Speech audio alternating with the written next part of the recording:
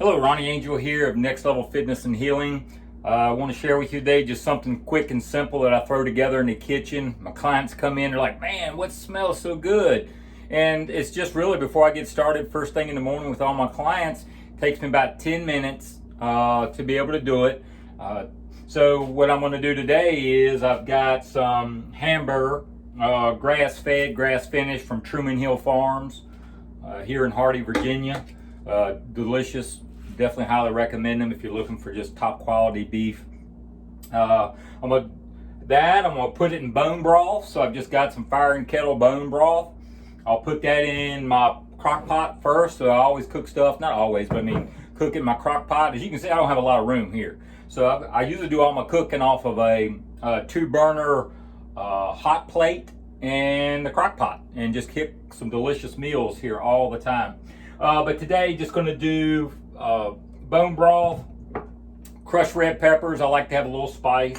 I've got some garlic powder, kelp, so that way I could get my iodine, because I always use sea salt, some good quality sea salt. Right now I'm using Redmond sea salt, but it doesn't have any iodine in it, and we need iodine for our thyroid. So I use kelp to get that in. And then black pepper. And what I'm gonna do today is I'm gonna first cut up a couple carrots. I've got 5 pretty good sized portobello mushrooms and medium-sized onion.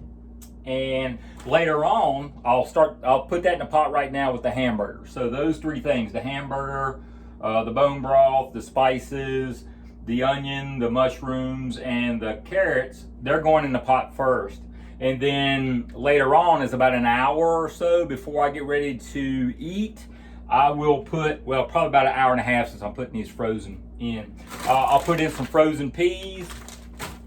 I'll cut up a red pepper, because I don't like mine getting really mushy. I don't mind a little crunch. So I'll put that in, like I said, about an hour and a half.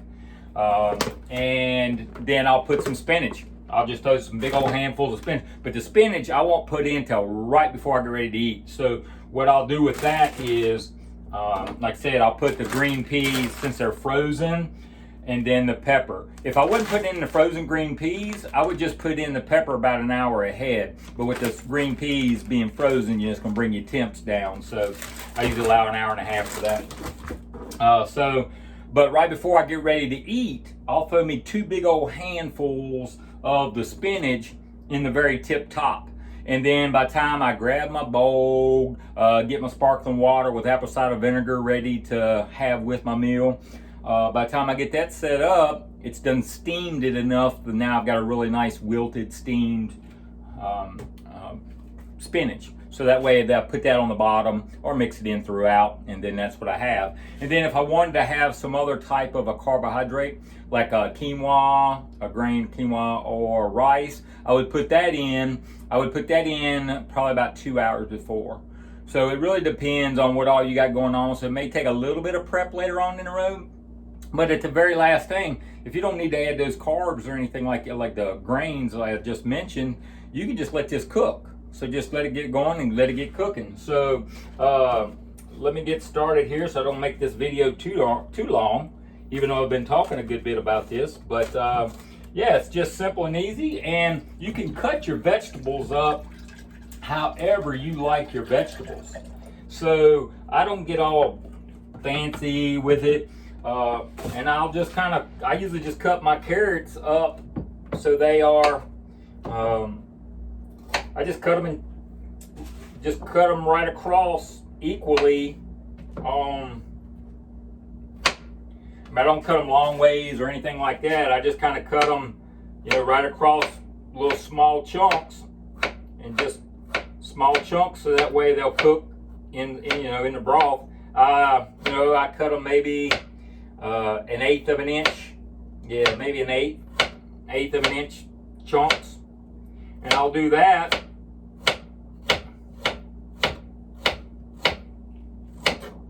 Do that across the board.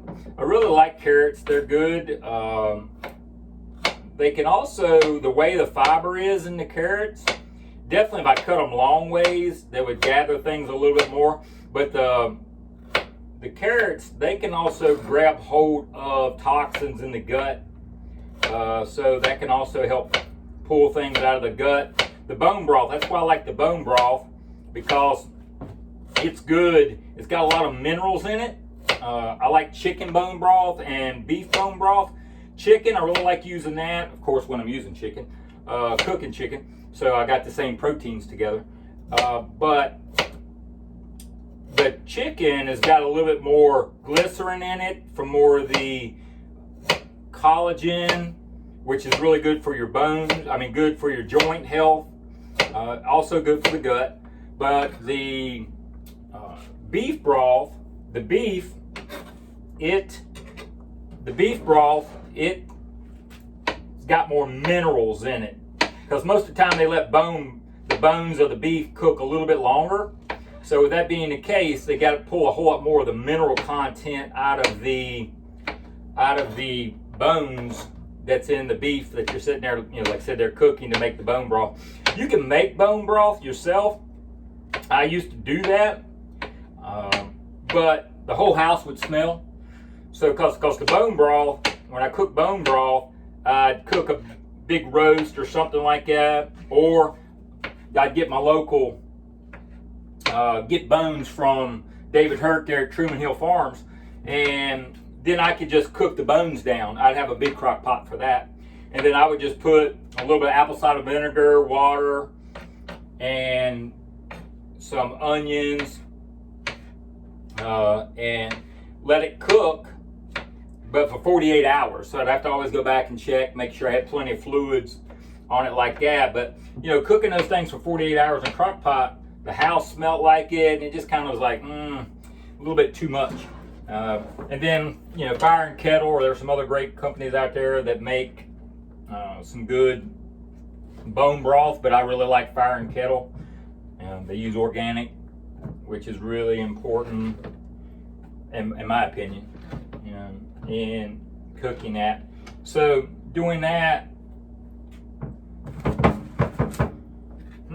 I'm gonna have a full pot. I normally do. Probably will only use about 3/4 of that onion. So I'm just cutting them up no certain way, but I think I got sidetracked there on bone broth. But yeah, the bone broth, just letting it cook, and then just got these other companies that make it, so I just use that. It's a whole lot more convenient as well. But of course, if you can make it yourself, that's the best, because you know exactly what's going in it, and especially if you get a chance to know the farmer that's raising the cattle. You get a chance to know him, how his ethics are, how he treats the animals, all of those things, because the way the animal is treated right before they get ready to, transition to the other side to give us some food, that can make a huge difference in the energy that's been put behind that animal when it gets ready, like I said, to be transitioned. So with that being the case, you want to make sure that they're treating their animals really well from the start to the finish. So I think Kobe beef out of Japan, they give their animals like massages. So these cattle get massaged, but that's why that beef's like out this world. Tastes good and expensive. All right, I'm not really, measuring anything on my spices, because it's really whatever your flavor. You've got to play with it. Of course, go always on the low side of not putting too much in, because you can always add more when you get ready to add those peas and the pepper, whatever else you're going to add along the way. So that's what. So I basically just got everything mixed up there. Now I'm ready to put my hamburger in, and then I'll just turn everything on and let it rock and roll and just set. And that's all I'm going to do, basically. And then I'm going to go on about my business, work my clients today, and then I'll have nice, good smelling food all day long.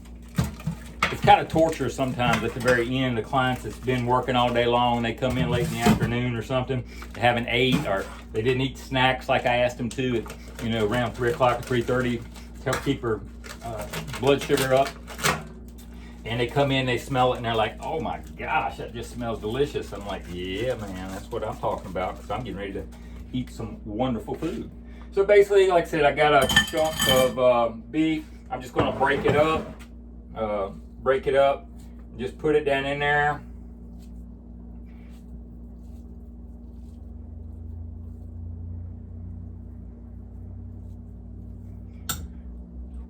Stir it up a little bit so I can get the beef all the way throughout.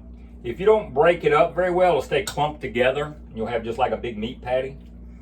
And you know, that's all right too. It can be almost like meatloaf if you wanted to have it like that. But just kind of do that and just mix everything up with those spices that I had, and mixing everything intertwined together. Actually, you know, mixing it up like this and getting all the vegetables mixed in that beef, almost am making meatloaf. And sweet. Okay, so that's basically about it. I'll wash my hands real good before I touch anything, of course. And I'll put that on low. It really depends on how quickly I want to eat. So if I want to eat at noon today, I'll go ahead and get this thing cranking, because right now it's 8:30, so I'm a little behind.